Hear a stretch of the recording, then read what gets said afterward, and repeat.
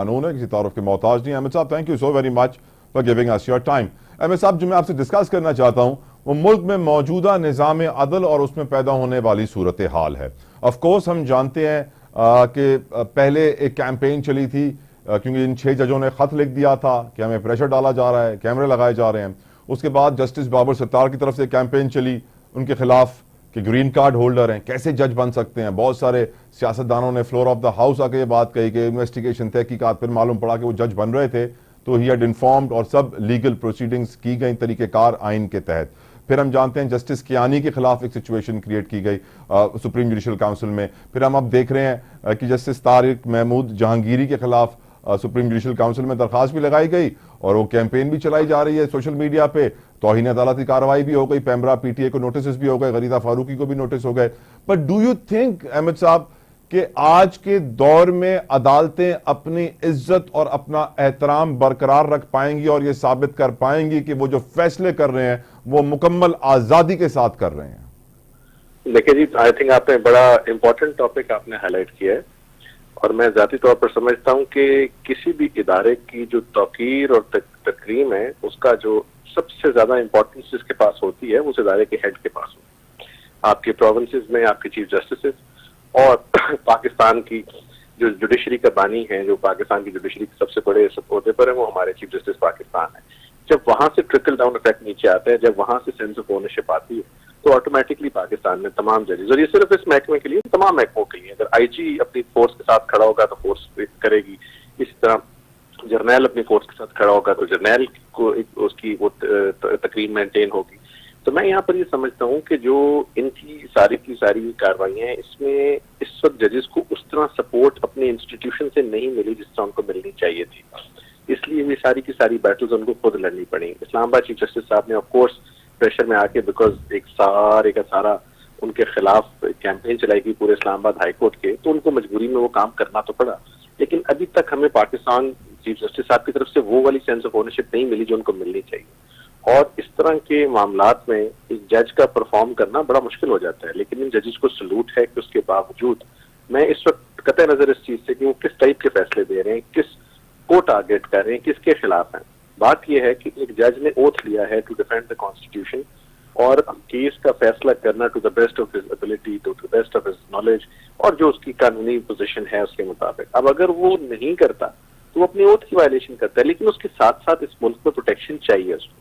और ये जो कैंपेन्स लॉन्च की जाए किसी भी जज के खिलाफ, ये अगर पहले शौकत सिद्दीकी साहब के खिलाफ हुई तो वो भी गलत थी, अगर आज इनके खिलाफ हो रही है तो आज भी गलत है। ये अक्रॉस द बोर्ड स्टेटस होना चाहिए, क्योंकि जज मेरे और आपकी तरह इस तरह रात के टाइम तकरीबन 11:15 बजे किसी चैनल से बात नहीं कर सकता। उसकी जो भी बातचीत है वो उसने अपनी जजमेंट के थ्रू देनी है, या उसकी अब थोड़ा बहुत चीफ जस्टिस साहब ऊपर जो स्पोक्स पर्सन है उनके, लेकिन कानूनी तौर पर तो उसकी भी कोई गुंजाइश नहीं है। तो फिर उसके लिए बड़ा मुश्किल हो जाता है इन सर्कमस्टांसेस में परफॉर्म करना। तो मैं समझ रहा हूँ ये बड़े डिफिकल्ट हालात हैं, लेकिन इसमें भी जुडिशरी खड़ी है और अपनी अजमत और तौकीर के लिए खड़ी है, तो बड़ी बात है, बड़ी बात है। एहतिशाम कियानी साहब ने, M S please stay with us. Ehtisham Kiani साहब ने हमें ज्वाइन किया है, सीनियर कोर्ट रिपोर्टर है। Thank you Ehtisham for your time. Ehtisham, ये बताएगा हम एक ऐसे वक्त में, एक ऐसे दिन पे गुफ्तगू कर रहे हैं जब हम देखते हैं कि एक तरफ जुल्फिकार अली भुट्टो रेफरेंस का तहरीरी राय आती है जिसमें उन्हें मासूम कहा जाता है कि जजेस ने आइन के तहत फैसला नहीं किया और जजेस आज़ाद नहीं थे और मार्शल लॉ था और वो सब कंट्रोल हो रहा था। आज के दौर में भी 6 जजेस जो हैं इस्लामाबाद हाई कोर्ट की आवाज़ उठा रहे हैं कि हम पे हमारे ऊपर प्रेशर है, जिसमें से पहले हमने देखा कि बाबर सत्तार के खिलाफ कैंपेन, फिर जस्टिस कियानी के खिलाफ कैंपेन, फिर उसके बाद आज हम देख रहे हैं तारिक महमूद साहब के खिलाफ कैंपेन चलाई जा रही है, जाली डिग्री की सुप्रीम जुडिशल काउंसिल में दरखास्तें लगाई जा रही हैं। क्या आपको लगता है कि अदलिया अपनी इज्जत बचा पाएगी?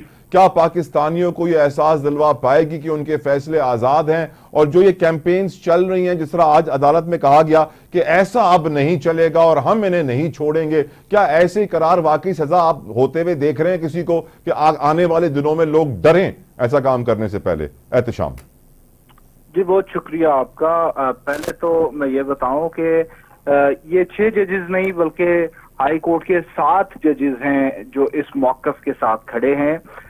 6 जजेस ने चीफ जस्टिस ऑफ पाकिस्तान को खत लिख दिया, एक जज साहब ने नहीं लिखा। उन्होंने कुछ अपने, उनका मौकफ था, उनका स्टांस था जिसके बुनियाद पे वो सिग्नेटरी नहीं थे, लेकिन उनका पॉइंट ऑफ व्यू इन 6 जजेस से मुख्तलिफ नहीं है।